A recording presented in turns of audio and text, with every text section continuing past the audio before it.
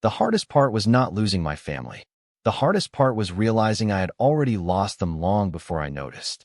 I did not come to that conclusion all at once.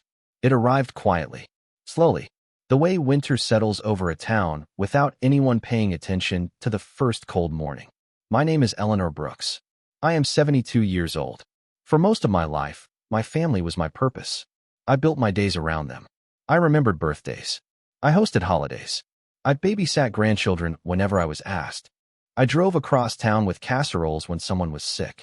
I was always available, always willing, always there. That was who I believed I was.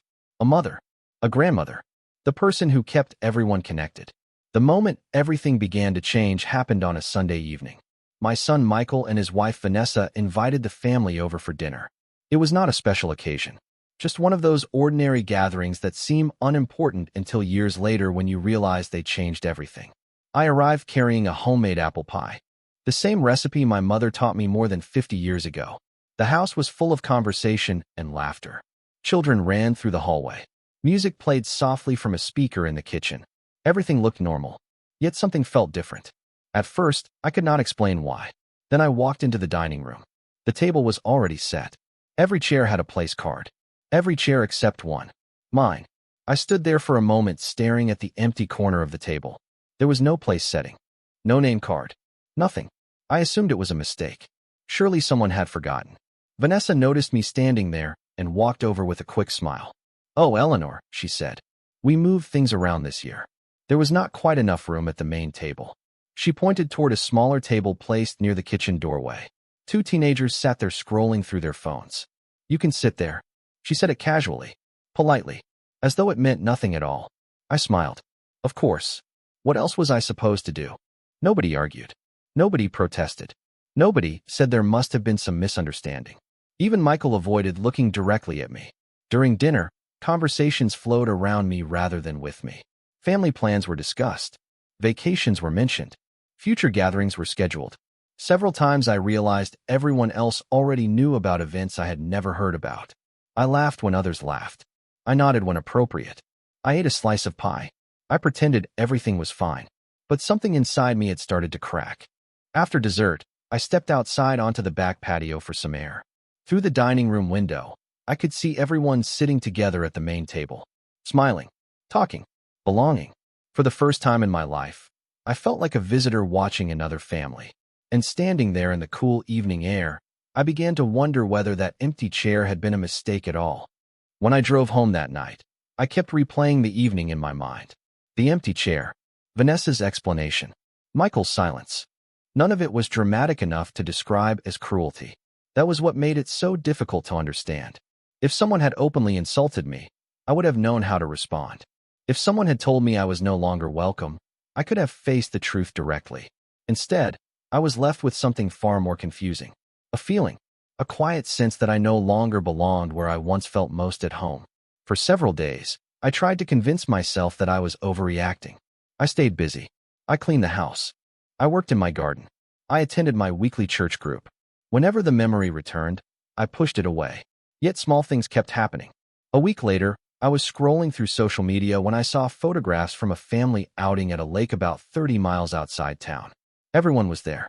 Michael, Vanessa, the grandchildren, even cousins from another state. They were smiling beside picnic tables and boats. I studied each photograph carefully, not because I was looking for myself. I already knew I was not there. I was trying to figure out why nobody had thought to invite me. I stared at the screen for a long time. Then I put my phone down and sat quietly in the living room. The house felt unusually silent. 2 days later, I called Michael. The conversation lasted less than 5 minutes. He sounded distracted, rushed. When I mentioned the family outing, there was a brief pause. "Oh, that," he said. It came together pretty quickly. Then he changed the subject. Years earlier, Michael would have noticed my disappointment immediately. He would have explained, apologized, asked me to join next time. Now it felt as though he wanted the conversation to end before it became uncomfortable. After we hung up, I looked around the room and realized something unsettling. I was doing all the work. Every phone call, every invitation, every attempt to stay connected seemed to begin with me. Once I noticed it, I could not stop noticing it. I began looking back over the previous year. Birthday celebrations I heard about afterward. weekend visits that never happened, family decisions discussed without me. None of those moments seemed significant by themselves. Together, they told a story I had been unwilling to read. One afternoon, while organizing old photographs, I found a picture taken nearly 15 years earlier. We were gathered around a Thanksgiving table. Michael had his arm around me. Vanessa was smiling beside him. The grandchildren were still small enough to sit on laps. Looking at that picture, I felt grief for something that had disappeared so gradually I never saw it leaving. Yet as painful as that realization was, an even harder question began forming in my mind. If I had become invisible to them, how long had it been happening before I finally noticed? After that, I stopped looking for dramatic moments because I realized they were not coming. Nobody was going to sit me down and explain that my place in the family had changed. Nobody was going to announce that I mattered less than I once did. The truth was much quieter than that. It arrived through ordinary days and ordinary silences. One morning, I woke up and realized I had not received a text message from any family member in nearly 3 weeks. Not because there was an argument, not because anyone was angry. There was simply nothing. At first, I told myself everyone was busy. Michael worked long hours. Vanessa managed a busy household. The grandchildren had school, sports, and friends. Life moves quickly. I understood that, or at least I thought I did. Then one afternoon, I ran into a neighbor at the grocery store. She smiled warmly and asked how much fun I had at my granddaughter's school performance. I stared at her for a moment before answering. What performance? Her smile faded. Oh, I thought you were there. She looked embarrassed. I assured her it was fine, but the conversation stayed with me all the way home. When I parked in my driveway, I sat in the car for several minutes staring through the windshield. Not because I was angry, because I was tired. Tired of discovering pieces of my family's life through other people. Tired of learning after the fact. That evening, I opened my social media account again. There were photographs from the school event. Vanessa had posted dozens of them. Smiling children, proud parents, group pictures, celebration, memory after memory. I scrolled through every image. Then I closed the application and placed my phone face down on the table. The next Sunday, I attended church as usual. After the service, several friends invited me to lunch. We sat together for nearly 2 hours talking about ordinary things. Gardens, travel plans, grandchildren, retirement. For the first time in months, I laughed without forcing it. Nobody ignored me. Nobody talked around me. Nobody made me feel like an afterthought.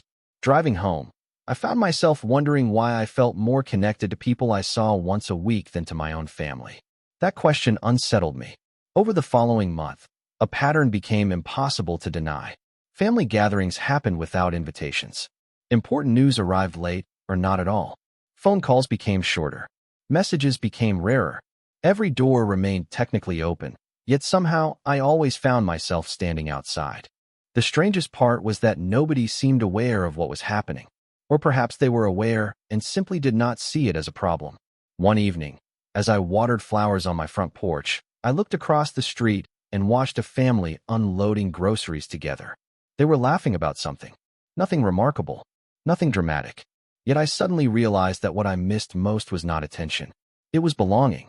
And for the first time, I began to wonder whether I had spent years trying to hold on to a place in people's lives that they had already decided to give away. For a long time, I believed the problem was timing. Families become busy. Children grow up. Lives become complicated. That explanation comforted me because it allowed me to avoid a more painful possibility. It allowed me to believe nothing had fundamentally changed.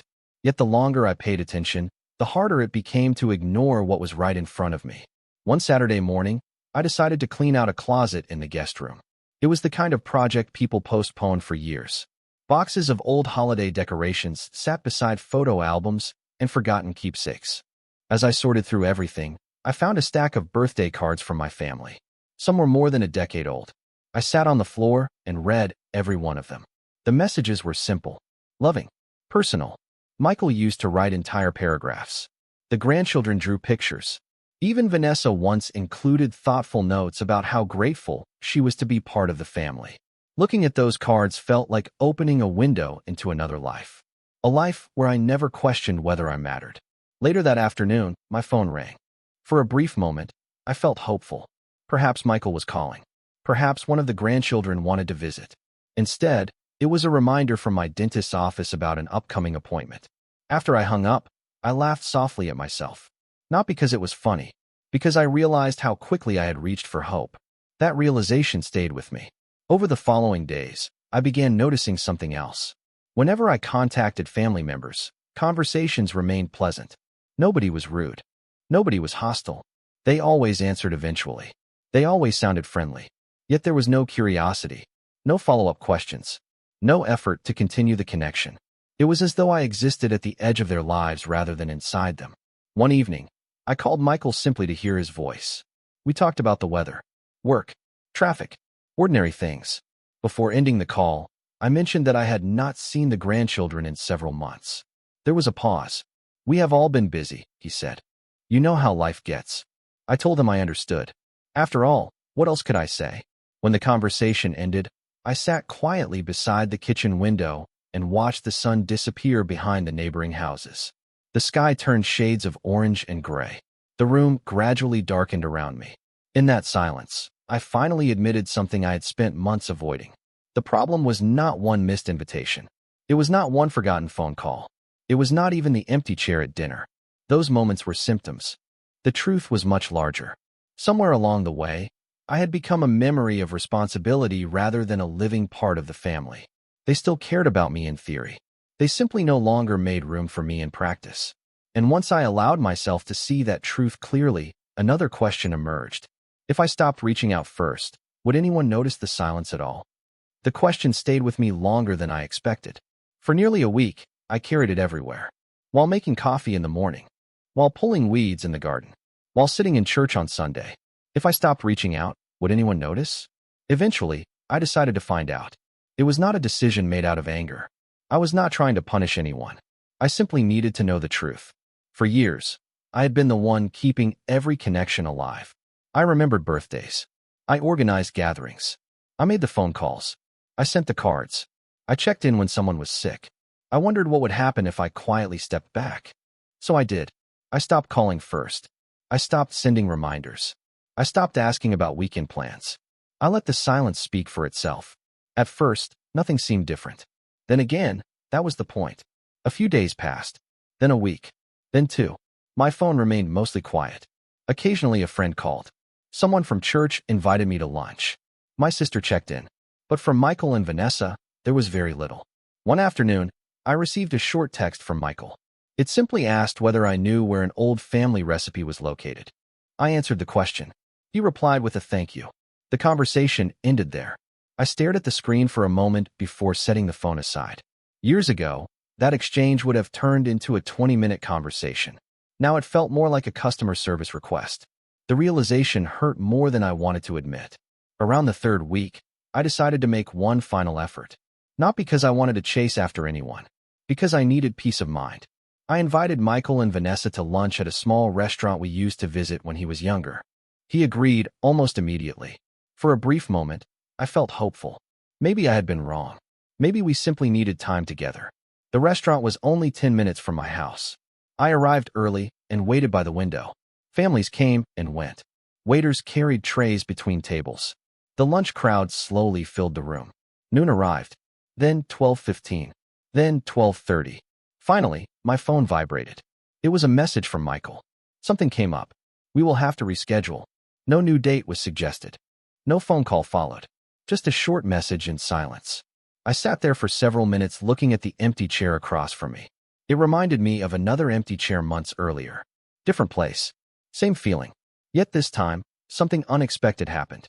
Instead of sadness, I felt clarity. The truth was no longer hiding behind excuses. No misunderstanding remained. No confusion remained. I paid for my iced tea, walked outside, and stood beneath the warm afternoon sun. For the first time in a very long while, I stopped asking why things had changed. Instead, I began asking a different question. If I was no longer spending all my energy trying to hold on to people who kept drifting away, what might become possible for me instead? The change did not happen overnight. There was no dramatic breakthrough, no inspirational speech, no single morning when I woke up feeling completely different. It began with small decisions, quiet decisions, the kind nobody notices except the person making them. After the lunch that never happened, I stopped waiting for my phone to ring. I stopped checking social media to see what family event I had missed. I stopped arranging my schedule around people who no longer arranged theirs around me. At first, the silence felt strange. For years, so much of my identity had been tied to being available, being needed, being included. Without those roles, I felt uncertain. Then something unexpected happened. Empty space began appearing in my life. Entire afternoons that had once been filled with worry suddenly belonged to me. One Tuesday, I signed up for a watercolor painting class at the community center. I had always wanted to learn, but never seemed to find the time. The classroom was filled with people from different backgrounds and different ages. Some were beginners like me. Others had been painting for years. Nobody knew my family history. Nobody saw me as someone's mother or someone's mother-in-law. I was simply Eleanor. That felt surprisingly refreshing. The following week, I joined a local gardening club. Then I started volunteering at the library twice a month. My calendar slowly filled with new names and new experiences. For the first time in years, I found myself looking forward to things that had nothing to do with family gatherings. One afternoon after a painting class, a group of us went to a small cafe nearby. We sat together for nearly 2 hours talking about books, travel, hobbies, and life. As I drove home, I realized I had not thought about Michael or Vanessa all day. The realization startled me, not because I loved them any less, because I had forgotten what it felt like to live without carrying constant disappointment. Weeks turned into months. The seasons began to change. My garden flourished. New paintings filled the spare bedroom. The library staff greeted me by name whenever I arrived. Little by little, my world expanded beyond the boundaries I had unknowingly built around my family. Then one evening, while organizing supplies after a gardening event, a friend asked a simple question. "You always seem so calm. What is your secret?" I smiled and thought about it for a moment. The answer surprised even me. I finally stopped trying to earn a place where I already belonged, I said. Driving home that night, I reflected on those words. For years, I had been chasing acceptance from people who should never have required me to chase it in the first place.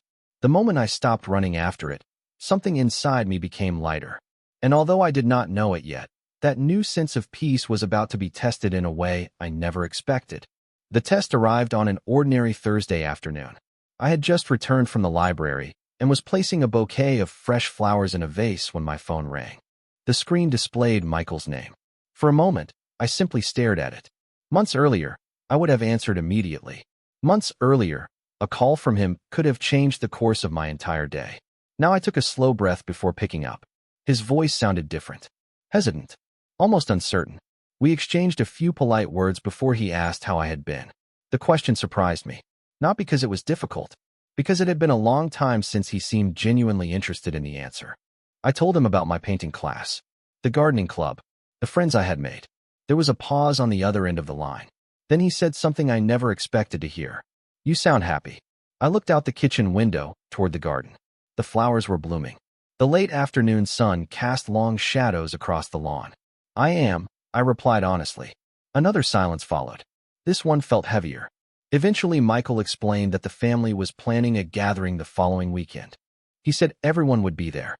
He said they would love for me to come.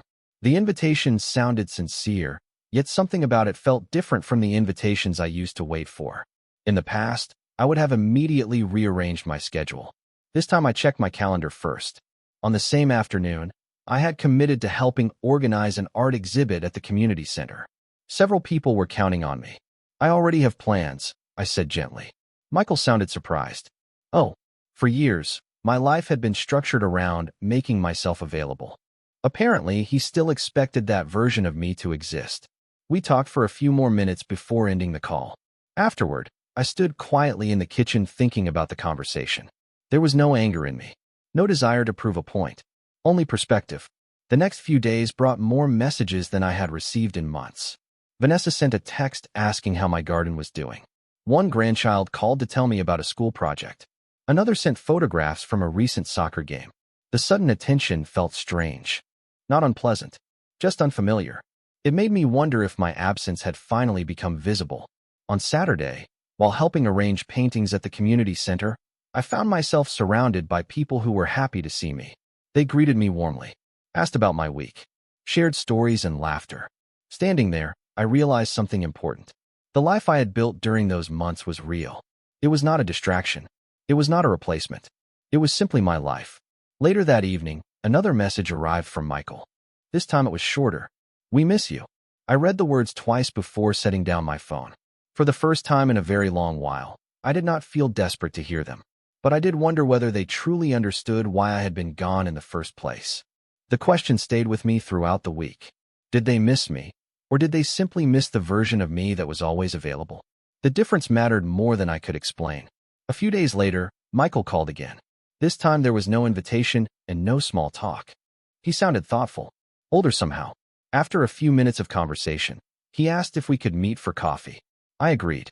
We chose a small cafe halfway between our homes. The same place where local retirees gathered in the mornings and college students worked on laptops in the afternoons. When I arrived, Michael was already there. He stood when he saw me and gave me a hug. It feels genuine. We sat near the window, and for a moment neither of us spoke. Finally, he looked down at his coffee cup and said something I had waited a long time to hear. "I think I have been absent for a while." He didn't make excuses. He did not blame work. He did not blame schedules. He simply acknowledges the truth. I appreciate that more than he probably realized. We talked for nearly an hour. Not about dramatic events. Not about accusations. We talked about how life gradually narrows people's attention. How routines become habits. How important relationships can be neglected without anyone intending harm. At one point, Michael asked why I had stopped calling. I smiled gently, because I wanted to see whether anyone would notice. He looked away for a moment. That answer seemed to affect him more than anything else I said. Before we left, he apologized. Not for one specific incident. For the distance itself. It did not erase the past, but it mattered. A few days later, Vanessa called. Our conversation was polite and surprisingly honest. She admitted that family routines had changed over the years. Children grow older. Priorities shifted. New responsibilities emerging. Listening to her, I realized something important. The pain I experienced had not come from a single villain. It came from years of assumptions. They assumed I would always be there. I assumed they would always make room for me. Neither assumption had been tested until now. Over the following weeks, invitations became more frequent. Phone calls last longer. The grandson reached out more often. Yet something inside me had changed permanently. I no longer measured my worth by how often I was included. I no longer built my entire identity around being needed. When family gatherings happened, I participated because I wanted to, not because I feared being forgotten. One Sunday afternoon, I found myself sitting at a large family table once again.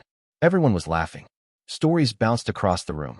Children moved between chairs carrying plates of dessert. The atmosphere felt warm and familiar. Yet this time I noticed something different. I was enjoying the moment without clinging to it, without needing it to prove anything. As I watched Michael helping one of the grandson clear dishes, I realized that relationships can recover.